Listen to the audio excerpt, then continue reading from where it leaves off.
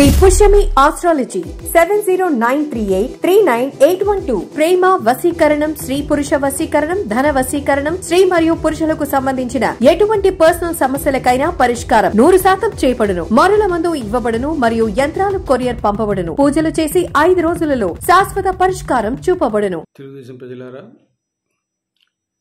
జన సైనికులు వీర మహిళలు చాలామంది ఫోన్ చేసి, ఏంటి సార్ పవన్ కళ్యాణ్ గారు కష్టపడి ఢిల్లీ వెళ్ళి టూరిజం మంత్రితో షెకావత్ గారితో మాట్లాడి నిధులు వెంటనే గ్రాంట్ అయితే ఈ తెలుగుదేశం మంత్రి పెమ్మసాని చంద్రశేఖర్ ఆ స్టేట్మెంట్ ఇచ్చాడు, పేపర్లో స్టేట్మెంట్ ఇచ్చాడండి.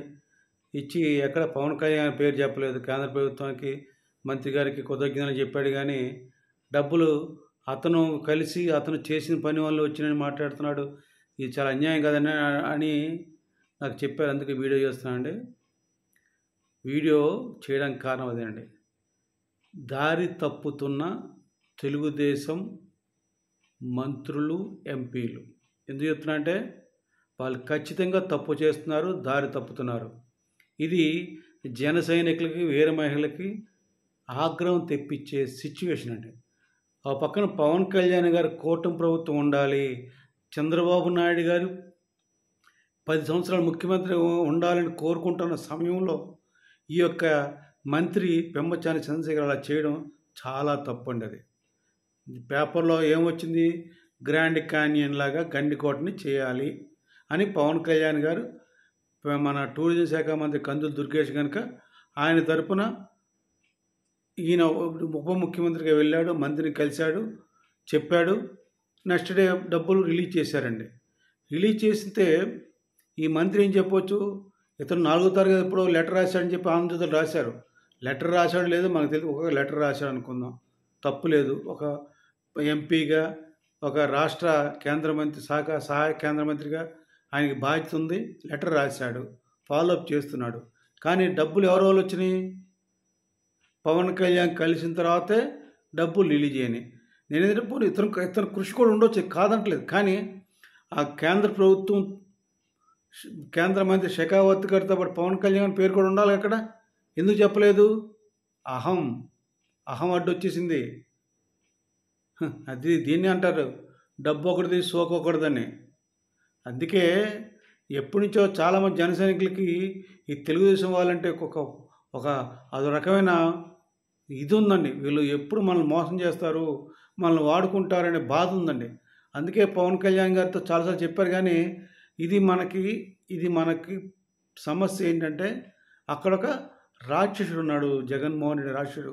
వాడు ఓడించాలి, ఓట్లు చీలనివ్వకూడదు, మనం పూర్తిగా గెలుస్తాం నమ్మకం మనకు లేదు కనుక ఖచ్చితంగా ఓట్లు చీలకూడదంటే అందరం కలిసి పోటీ చేయాలి, అతను ముఖ్యంగా ఓడించాలి, అతను ఓడించడమే చాలా ముఖ్యమైనది అని చెప్పి ఆయన అందరినీ ఒప్పించాడు.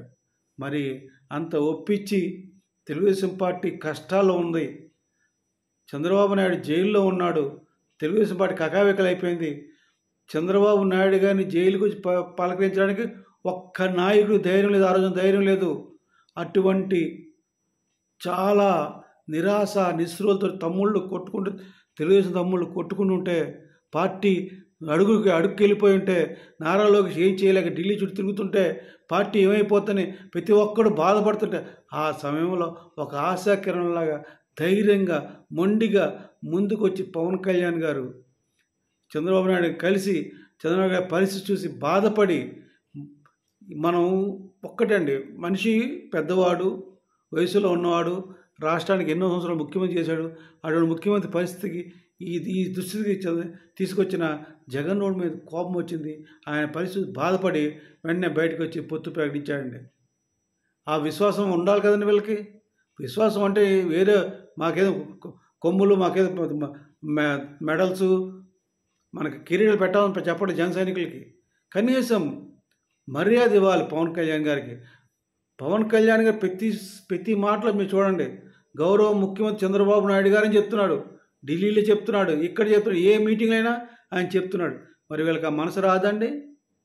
అదే జన సైనికులు వేరే మీద బాధపడుతుంటే వారి యొక్క బాధను నేను ఈ వీడియో ద్వారా చెప్తున్నాను. గ్రాండ్ క్యానియన్ గండికోట కోసం డబ్బు రిలీజ్ అయింది. అది ప్యూర్గా పవన్ కళ్యాణ్ గారు వచ్చి ఢిల్లీ కలిసిందే జరిగింది. అది దాని గురించి చెప్పకపోవడం తప్పు తప్పు తప్పు. తెలుగుదేశం కేంద్ర మంత్రి చెప్పాడు కదండి, తప్పు కదండి. అది ప్రస్తావన తీసుకురావాలి. పవన్ కళ్యాణ్ గారు వచ్చారు, కలిశారు అని చెప్పాలి. చెప్పి తెలిసిన తర్వాత అది రిలీజ్ అయింది, చాలా సంతోషం, నేను కూడా 4 దగ్గర లెటర్ రాశాను చెప్పుకోవచ్చు, తప్పులేదు. ఇది ఎందుకు చెప్తున్నంటే జనసేనకి వీరమహిళ బాధపడుతున్నారు. తెలుగుదేశం మంత్రులు ఇలా గాడి తప్పితే ముందు ఏం జరుగుతుందని ప్రజలు భయపడుతున్నారు. ఎందుకంటే ఒక రాక్షసుడు ఎదురుకుండా అది మర్చిపోయి వీళ్ళు ఇట్లా బిహేవ్ చేస్తే ఏం జరుగుతుందో, పవన్ కళ్యాణ్ గారు ఎంతవరకు సపోర్ట్ చేసుకుని వెళ్తారు వీళ్ళని అని ఒక్కసారి ప్రజలు భయపడుతున్నారు. ప్రజల భయాన్ని గమనించిన తెలుగుదేశం వాళ్ళు మంత్రులు కాస్త హుందాగా ఉండి గౌరవించు, పార్టీని గౌరవించుకుంటూ, జనసేన పార్టీని గౌరవిస్తూ ముందుకు వెళ్తే మంచిదని నేను ఒక పెద్దవాడిగా సలహా ఇస్తున్నాను. పవన్ కళ్యాణ్ గారు కష్టపడి ఆయన ఒక జాతీయ నాయకుడి స్థాయికి ఎదిగి ఆయనకి అపార్ట్మెంట్ తీసుకుని ఆ మంత్రులు కలిసి మా రాష్ట్రానికి ఆయన సొంతంగా తిరగలేదు, జనసేన పార్టీ కోసం తిరగలేదు. ఆయన కేవలం ఆంధ్రప్రదేశ్ భవిష్యత్తు కోసం, ఆంధ్రప్రదేశ్లో ఎన్నో పెండింగ్ ఉండిపోయినాయి.